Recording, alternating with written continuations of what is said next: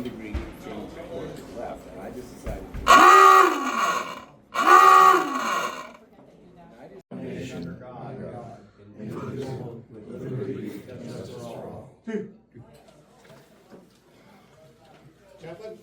Please lead us in prayer.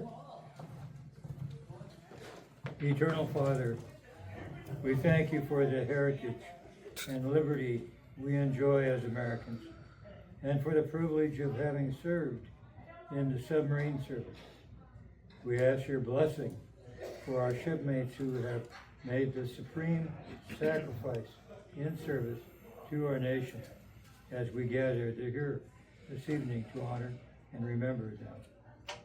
Bless our shipmates who have gone ahead on eternal patrol, and those of our group who are sick, troubled, and bereaved.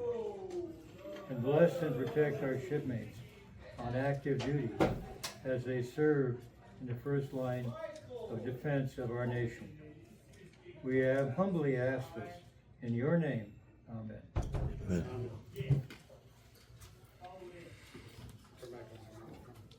All right, we have one Eternal Patrol. Captain James Tregurtha is a longtime Point Loma resident of San Diego, California. He passed away peacefully on Saturday, January 25th, after 96 years of wonderful and adventurous life. He was a graduate of Cornell University, class of 1950, with a Bachelor of Science degree. He started his naval career with the NROTC Midshipman Program and was assigned to the USS Wiltsey DD 716 upon his commissioning. He served for 30 years. He served on the USS Hamel AD-20, and he went to Naval Submarine School, New London, and then was assigned to the USS Vicuna SS-319. Also served on the USS Grayback SSG-574, the USS Razorback SS-394. He was the commanding officer of the USS Rasher AGS-269, staff commander of the 7th Fleet, was on the CNO staff and the staff for Submarine Squadron 8-1. He was a member of our base. He was also a member of the Navy Submarine League, and he helped with the 52 boat memorial. His nickname was Trigger Jim.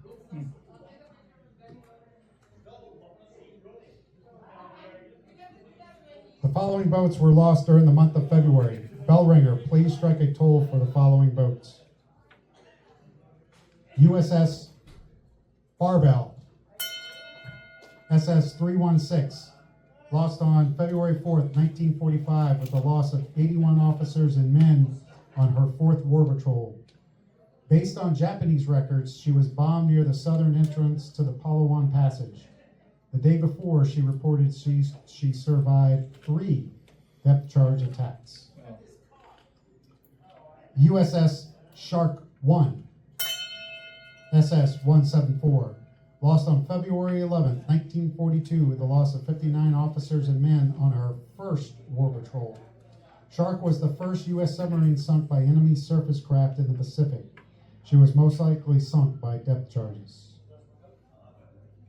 USS Amberjack, SS-219, lost on February 16, 1943, with a loss of 72 officers and men on her 3rd War Patrol. Off Rabaul, she was attacked by a Japanese patrol plane, attacked by a torpedo boat, and then depth charged by a subchaser. One additional man was killed earlier on the last patrol. USS Grayback, SS-208, lost on February 26, 1944, with a loss of 80 officers and men on her 10th War Patrol. She appears to have been caught on the surface in the East China Sea by a Japanese carrier plane whose bombs made a direct hit. During this patrol, she sank 4 ships totaling 21,594 tons and was tied for 11th in the number of ships sunk. USS Trout, SS-202, lost on February 29th, 1944, with a loss of 81 officers and men on her 11th war patrol. She was sunk by escorts in the middle of the Philippines basin after sinking a passenger cargoman and damaging another in a convoy. She carried out several notable special missions, including carrying over 2 tons of gold bullion out of Coriego in February of 1942. Please observe a moment of silent prayer.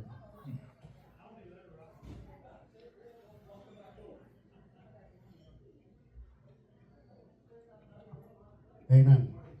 Please be seated.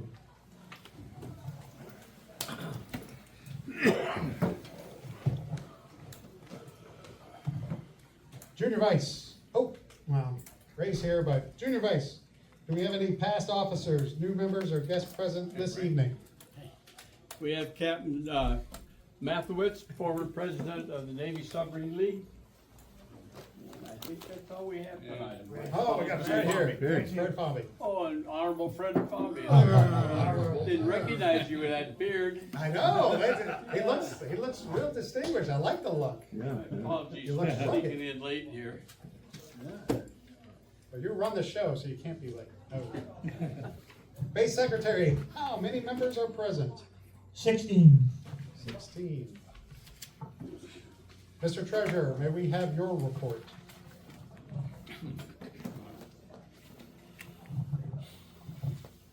As of the end of the month, we had 1,937 in the checking account, and with a 20,600 in the savings, we came up to 22,565. And there were no outstanding checks or deposits for the month of December ending, nor for the month of January, so all were even. Also, we have completed a report for the year, and we found that we have had, if I may quickly.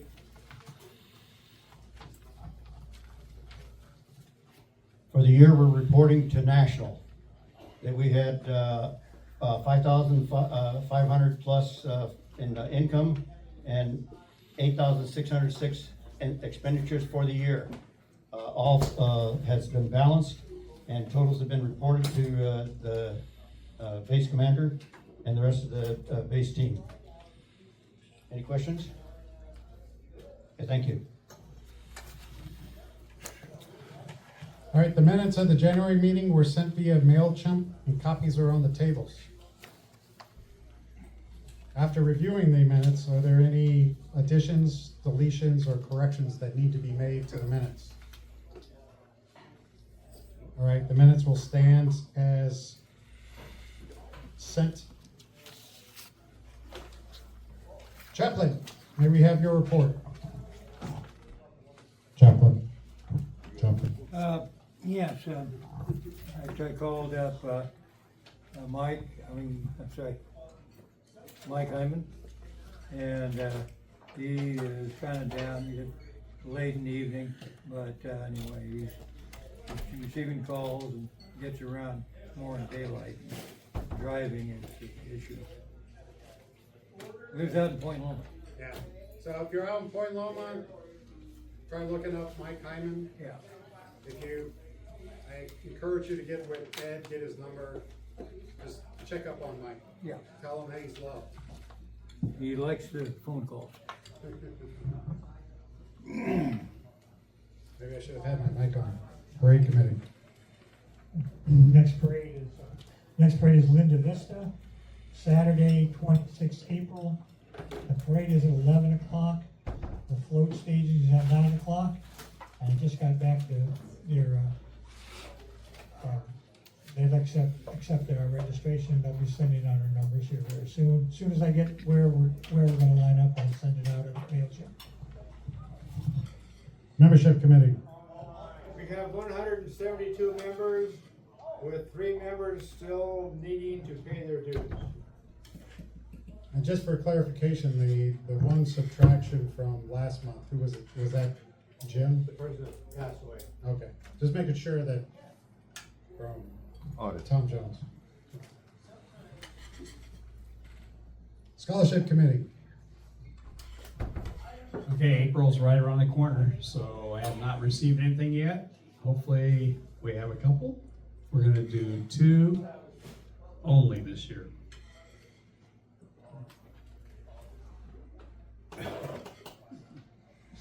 You like this part, don't you? This is Doorkeeper report, I'm sorry. I still have 8 calendars, so if you're in need of a calendar, come see me. Just recently, I've helped Larry, stand up, Larry, show him your vest. That's a product we put together, and he's very happy with that. Oh, we're getting a little style, yeah. There we go. And then the captain ordered a hat, so we just got had that speeded up so I could get it to him. So anyhow, so a couple happy customers. Happy hat. You know, I was negligent. Captain, would you wanna say any words about, Jim? Well- You can do it now or you can do it later. I'll just point out, Jim Tregurtha was my first skipper.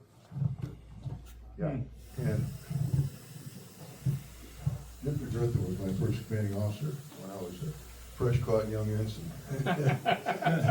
Fresh caught. Yeah, and they were in Westpac, so I had to wait about a month for them to get in, and they came down, they moored at Broadway Pier, and when I came walking down the pier, he looked down and he said, "Oh my God," because you remember this was about 100 pounds ago. So he said, "That big, tall, lanky kid there," turned to Bill Squire and he said, "Better get him a hard hat. I think he's going to hurt himself." But he was a real gentleman. It was the guy you wanted to have as your first skipper. And years later, when I was finally retired from teaching, I was able to go to Submarine League luncheons and stuff. And the Maritime Museum had a volunteer coordinator over there. And he said, "If we're bringing this Russian submarine in, and we don't know a lot about submarines, but some of you submarine users come over and do it." So Jim stepped up and said, "I think I can do that." He was never shy about trying something new. And he said, "You want to come along, Don?" "Yeah, I'm sure." So we went over and learned about foremast and yard arms. And he was a docent for a number of years at the Maritime Museum as well. So he was a real servant heart, really good guy. I think one of the proudest things he ever did was help with the evacuation of Hanoi. I think it was damn good. He really, really appreciated that. Anyway, he was a great guy. And I went to his memorial Friday, and that was really impressive. Okay. How did he get the name Trigger? Trigger, I think, well, he married Dealey's daughter. Did you know that? No. His wife was, Dealey's daughter, yeah. So I think probably he had some history there. I don't know. Yeah.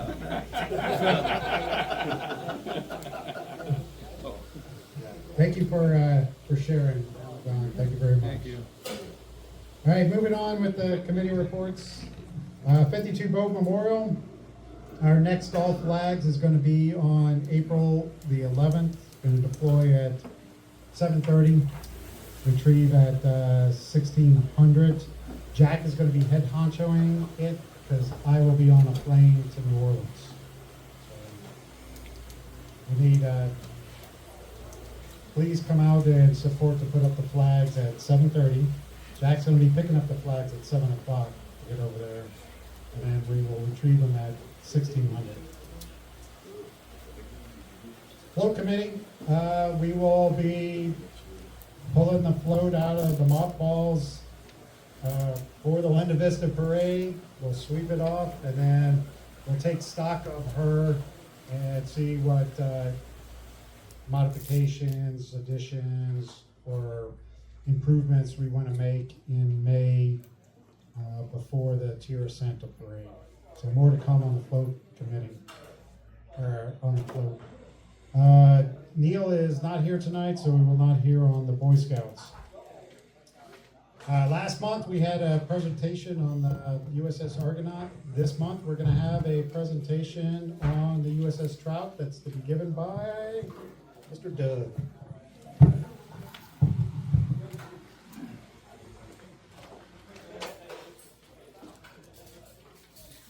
All right, can everybody hear me without the microphone? Yeah. All right. Use my command voice. There you go. All right, so this presentation is on the USS Trout. I picked the USS Trout because it's got quite a few interesting facts and history around it. So it was laid down on August 20th, 1939 in Portsmouth Navy Yard. That's actually it on the far right. The Grayling is under construction here on the left, and the Trout is on the right. It was commissioned in 1940 as one of the Tamper class. It had a length of 298 feet, beam of 27 feet 3 inches, and displacement of 1,475 tons. Once she was commissioned, she was destined for Pearl Harbor, so she went south through the Panama Canal, spent a little bit of time right here in San Diego before making her way out to Pearl Harbor. Through the course of her history during World War II, she earned 11 Asiatic Campaign Medals for the 11 war patrols that were mentioned earlier. This is kind of the history of her war patrols. The first one didn't start out as a war patrol. Obviously, she left, and partway through her time being out at sea, December 7th happened, and a normal operation, tour turned into her first war patrol. Tried to get some engagement around the Midway early on after December 7th. She saw some shelling happening on the Midway, went to pursue to try to take them out. They were gone by the time she got there, so she didn't have any real engagement during that first patrol. And then over the course of the next couple of years, she did a total of 11 total war patrols. The thing that kind of blew my mind as I was going through these dates is how fast the turnaround was from one patrol to the next. You see the movies like, oh yeah, they do a patrol, they spend several months in R&R. No, it was basically you went to either Pearl Harbor or you went to Australia, refueled, resupplied, and bam, you were right back out of here. And we'll talk a little bit about some of the excitement she had during her war patrols. Obviously, with her 11th being her last. A little trivia: what is the most war patrols that were conducted by a submarine, and who was it? All right, got a stumper in there. So the USS Bard completed 12 war patrols. So the Trout was pretty close to doing that before she went on internal patrol. So she won the Presidential Unit Citation on her 2nd, 3rd, and 5th patrols. One of the most notable is probably patrol number 2, which was alluded to earlier. She left Pearl Harbor to deliver ammunition to the besieged service members that were on Corregidor. When she got there and offloaded that ammunition, she was like, we're a little light now. Can we get some ballast? Well, we don't have much in the way of cement or sandbags, but we do have a lot of is gold and silver.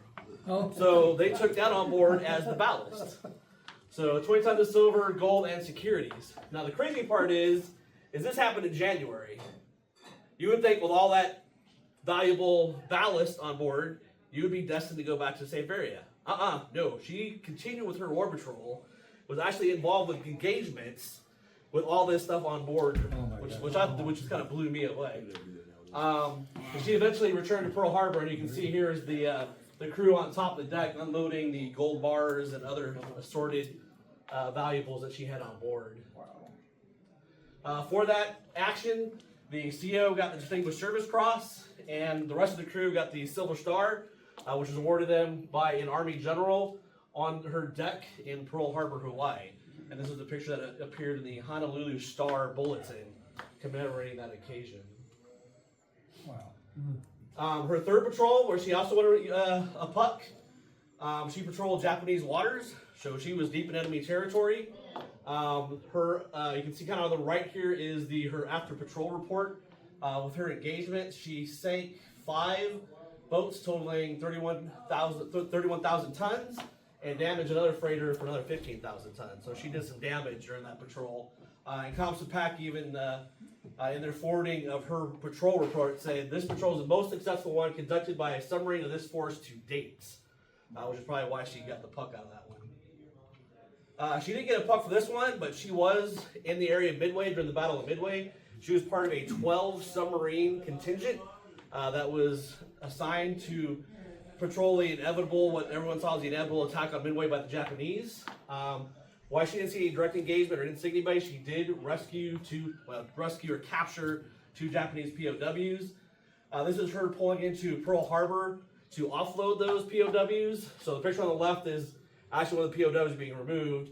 The picture on the right is all the who's who in Pearl Harbor at the time, including somewhere in this picture is Nimitz himself, who was waiting on the pier for her to come back. Her next patrol, Patrol 5, where she had her other putt, I'll let you read the citation. But to kind of summarize, she sank another 43,200 tons and damaged an additional 31,500 tons. So another patrol where she did some significant damage. Notable CO from the Trout is Lawson Red Ramage. He actually was a CO of the Trout for 4 tours, for 4 war patrols, patrols 5 through 8. When he was a CO, the Trout actually scored the first hit on an aircraft carrier by a submarine. Didn't sink it, but damaged it. For that, the Ramage won the Navy Cross. Right after he left the Trout, he took over the newly commissioned Perchie, won the Medal Honor on the Perchie for what was been labeled the Ramage's Rampage, where he killed 5 ships in 40 minutes. Yeah, that's On the surface. He was Yes. on the surface Yeah. in the middle of it, yeah. And part of it, when you think about this, because one of the things he's also known for when he was on the Trout is he bitched quite a bit about the torpedoes. If you go back through the Trout's patrol reports, she had a lot of engagements, but not a lot of hits. And that was because they had all these issues early war with the torpedoes. Through her entire history, she did in 10 patrols, she sank 23 enemy ships, totaling over 87,000 tons, damaged another 6, totaling 75,000 tons. Probably her last kill was the Sakito Maru, which is a troop transport. It was sank by the Trout on February 29th of 44. It had 4,000 people on board, of which they think around 2,500 actually went down with the ship. That was probably her last sinking, because after that engagement, she was pursued by a convoy escort, the Asashimo. Don't speak Japanese, so I probably slaughtered that. And she went down with 81 souls on board. Originally, she was due to report back to Midway. Never made it, so about mid-April, they reported her as lost. And then obviously after the war ended, and comparing Japanese records with U.S. records, they credited the Trout with the sinking of the Sakito Maru, which I mentioned in the previous slide. And then that there was notes in the Japanese logs about them pursuing a U.S. submarine and likely sinking it. So. And then here's the list of the crew that went down with her on February 29th. Wow. That's the USS Trout. Wow. Awesome. I got one question. How in the hell did they figure out the tonnage they sunk? You know? From their records, the Japanese records. I mean, but That's a good question. I think after the fact, probably in the records, but if you look, after the After the fact, yeah. Oh, okay. but there's I was something. like, how do they know how many tons that thing is? It was interesting because if you look at the war reports from the sub, after every sub they did, after every patrol, they did a patrol report, and then one of the enclosures to that report after it left the sub and went through subpack, it looked like some intel folks would actually go and actually note that, yeah, we credit this boat with the kill or damage, and we estimate that there was this many tons. Oh, thank you very much. Thank you. Thank you. That was good. Good job, man. All right. Let us now take our break. We will go for 10 minutes, do the 50-50 raffle. We have one read and return, and then we have another book that you get to determine whether it's a read and return. And when I say you, whoever wins it. And then there's a belt buckle for somebody, whoever wants it. All right, let's take our little break. Be back at, per that clock, 40.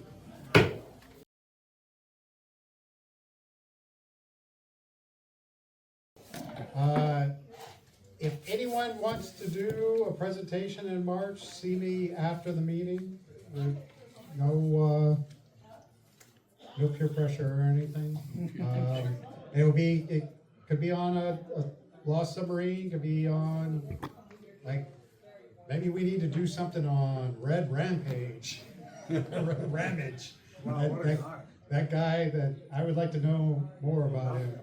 But, and it could be your presentation. If no one steps up, I'll come up with something for next meeting. And remember, we're perpetuating their memory. Ray asked me about, there's been 3 USS tanks.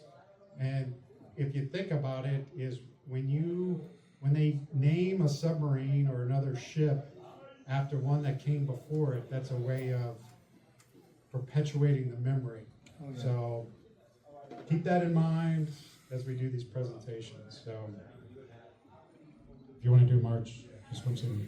All right, let's do the 50-50 drawing. Cobb. Just make sure, hey, you did make sure all of his tickets were removed, right? Yeah, right. Well, I put 16 in there. That's all I got.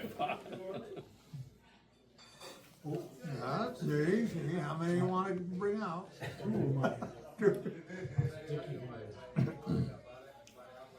Alright, how about 008, a lot of them, Yeah. 294?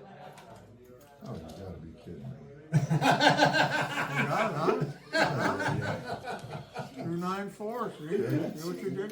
2 in a Here, row. Splitting next week. Oh, There's a 3-P. You're gonna not let me in the door next time. what is that, scholarship? Scholarship, God Alright. bless you, Don. Donating the winnings to the scholarship. Thank you very much. Okay. All right, Pick up so the we now next guy. have a belt buckle and a read and return and a you decide. My fingers don't come out here. No cow leather. Okay, 8366. Last 4, 8366. All right, you get to choose. You get to do read and return, a belt buckle, or you decide. So the read and return is the Read SS, return is this guy down here on the bottom. the submarine SS. And then the basic electricity book is you decide if you want to keep it. And a belt And then there's a belt buckle. to keep. Yeah, you don't have to, the belt buckle. No pressure. No I pressure. don't wanna take the belt buckle, but I don't wanna be greedy. You take whatever you want, do whatever you want. Oh, wait, whoa, you got, you Yeah, you gotta draw the next one. Draw the next one. Draw your own, that's fine. No. Somebody else needs it. So, are you ready? 8412. 8412. Oh, there we go.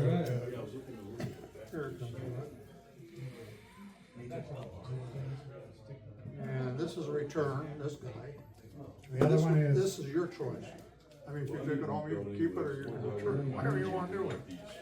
That was a return. Alright, no sweat. Okay, and wait a minute, wait a minute. That's fun to read. I got a flight to Japan here next week. So I'm right ready to go. I mean, a long time ago. 8279, 8279. all right, basic electricity. For the Right. yeoman. For the yeoman. All right, There we go. took care of it. Thank you. All right. Now we're gonna move on to unfinished business. It is the thing of the night for this month meeting is our base elections. Okay, So, Dennis, yes. it is your. Hello, Mark. Okay, we're gonna pass out shit for voting, one per member, please. It's not a Chicago We're election. too big to rig, right? This is in downtown Chicago. And just X or check by the names, or, I mean, yeah, that you're voting for, or write in to the right, someone you wanna be in that place, if that makes sense. Because we want you to. We have to do Be a legal, participant. this is not Chicago. Yeah, I was about to say, we're not Chicago. No dead people vote. Got extra writing sticks up there? You got extra writing sticks up there? I'm sorry. You got extra writing sticks? There you go. Thank you. Somebody needs a writing stick? Mary, I want, I don't really care. I need one. Put a check, yeah, circle or check. Did you fill out yours? Yes, I did. All right, just making sure, double check. Alrighty, go, go. I can load the deck. Okay.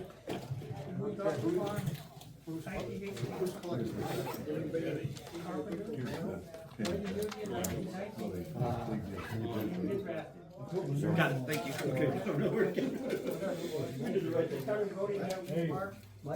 Everybody, all the top there is name for all the writers. That's right, a name on it. The writing stick. Oh, no, I have some extra writing sticks. I got the lawyer writing stick, and I have the nuke writing stick. Blue one, huh? Yeah, so lawyers write in blue, nukes write in black. Red one. That's a teacher's writing pen. That's a teacher writing pen. Teacher right. Well, that's a red one. Yeah, the red one's professor, teacher, you put it whatever. That's the way you write, see me. The XO. CO's always in green, the XO's in red. Oh, that's right, yeah. Remember that now. Everybody, turn in your vote.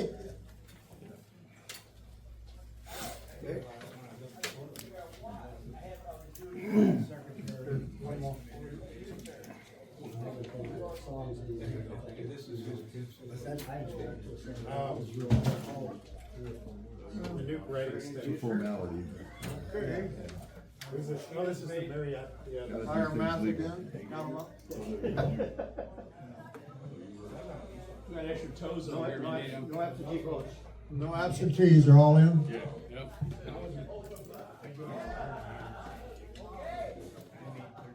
Anybody want extra? No, I'm not giving you one. It's loaded. I'm not giving you one, Fred. Loaded in case we have a full house.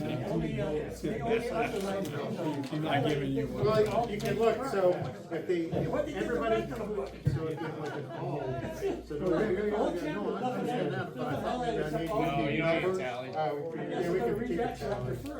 Somebody wrote in to start, Trump.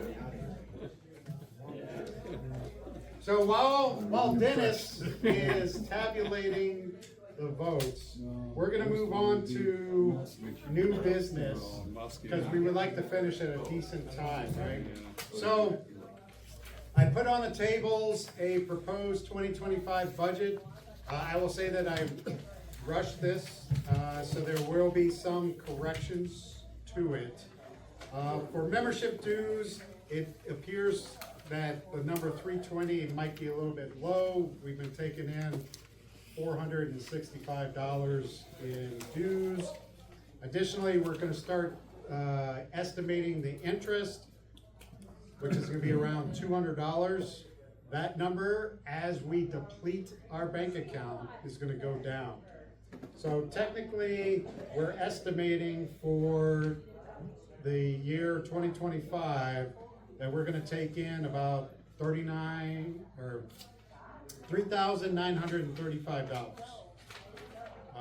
You can see that we have the average column and what we did in 2024. By the way, the 2024 numbers are a little bit off. They're based on some faux pas data. We actually took in $465 in membership dues. The Christmas party, we actually sold tickets at $12.45 and had raffles and donations of $6.85. So you can see for the Christmas party, we are taking in roughly $1,500. This last year was actually pretty decent. We're gonna have to up how much we charge for the Christmas party. Inflation. We're gonna just go up $10, so it'll be $35. We'll see, that's an estimate. We'll see how it goes in, as we get closer to the Christmas party. Our expenditures, so we've been operating in the red for the last 2 years, and it's gonna continue. If you look, we have 3 big expenses. The biggest expense is the storage unit. That is $2,000 a year.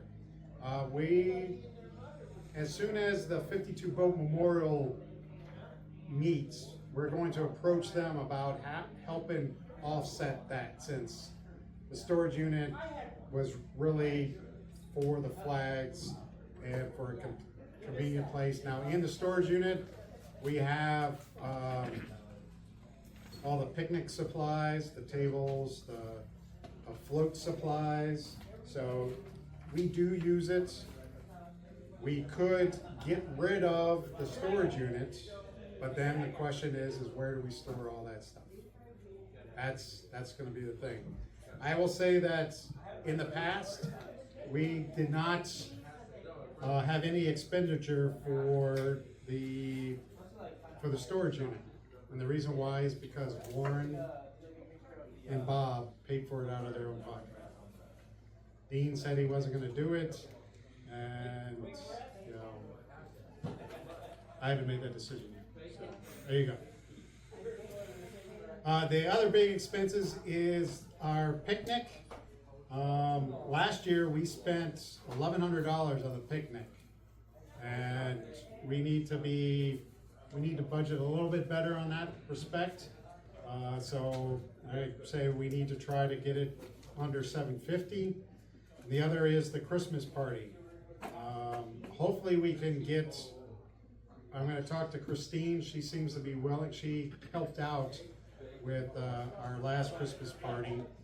I would like for the Christmas party to be all external to our organization. In other words, we pay somebody else to put on the dinner so that we enjoy the dinner together instead of having some of our members cooking and stuff. I don't mind doing the cooking, I'll do it, but I want the membership to enjoy the Christmas party, because that's what it's about, us getting together for fellowship and celebrations. So, what was that? The ambiance. The ambiance. Yeah. There are some, you know, the hall rental is set. You can see that, you know, the door prizes, we just don't need to go overboard on them. And then it's just a matter of trying to find something that's within that less than $35, so that anything that is the expense for the food being less than $35 a person, all that does is that helps offset in our income against the hall rental on the door prizes. We are going to operate in the negative. At some point, we're gonna have to make some hard choices, because when we deplete our $20,000, we're now, at the beginning of the year, we started with 28, now we're at 24. We're gonna be 20, so you can see it being in the negative by $4,000 in 5 years, we may not have any money to do anything. So it's all right to operate in the negative right now. We just need to start minimizing it. But this is the proposed budget.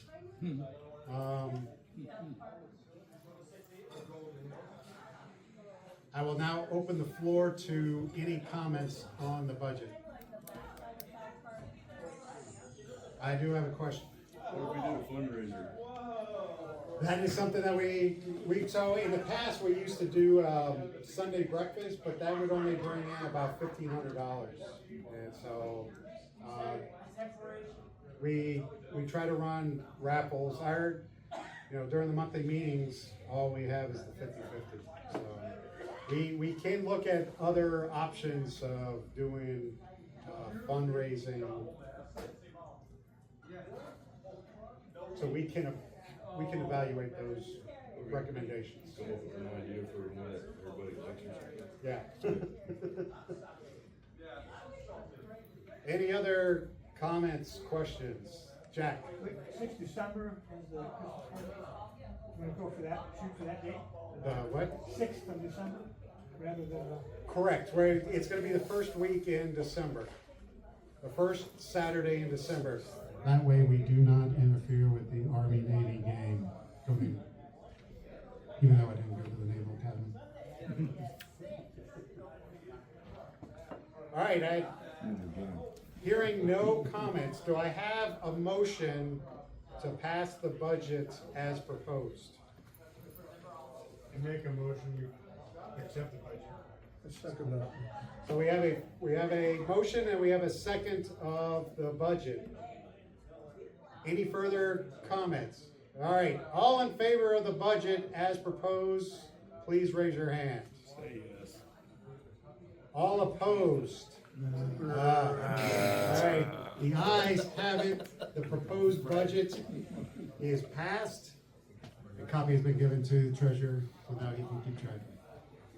Thank you very much. Thank you. All right, Thank you. Dennis, are you ready for the tallying of the votes? The total vote is in. All right, let us hear the total vote. 50-50. Yeah, but there's a couple judges that want to sue us or something. We can't cut the budget, you know, this country has to keep spending money. Yeah, right now we're operating just like the U.S. economy. So. We had 17 total voters. And 17 came in for the nominees and 0 for the write-ins. So the nominees have been elected.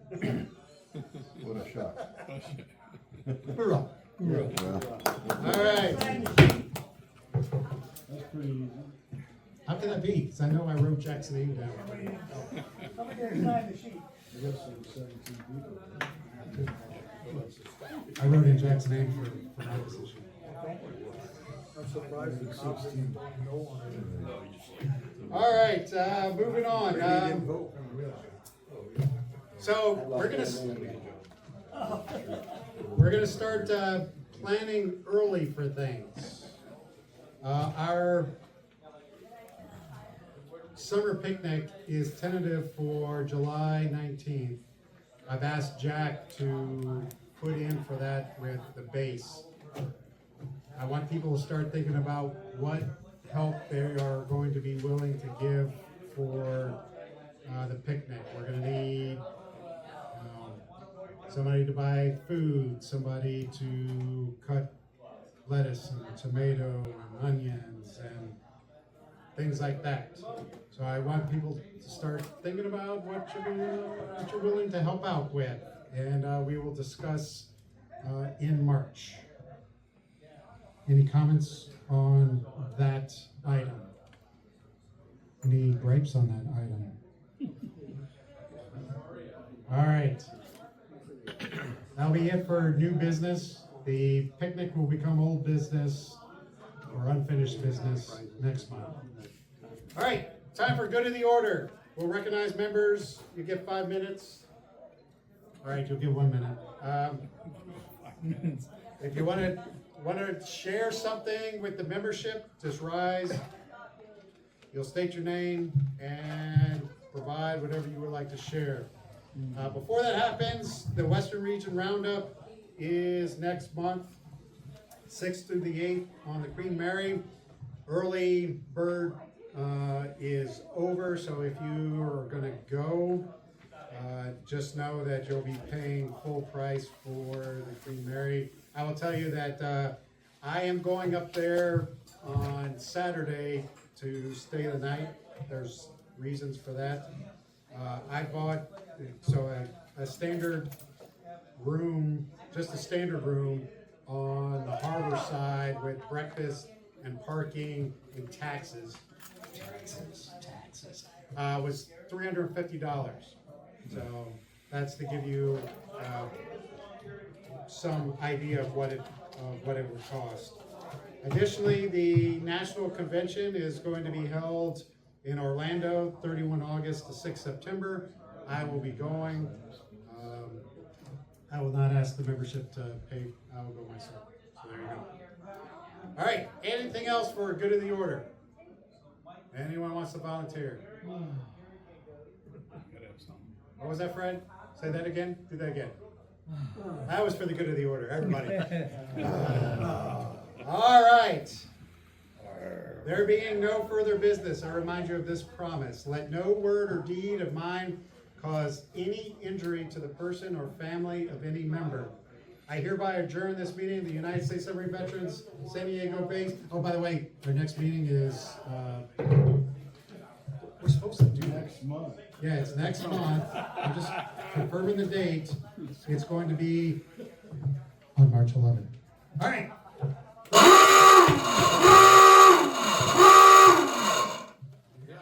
Right at 8 o'clock.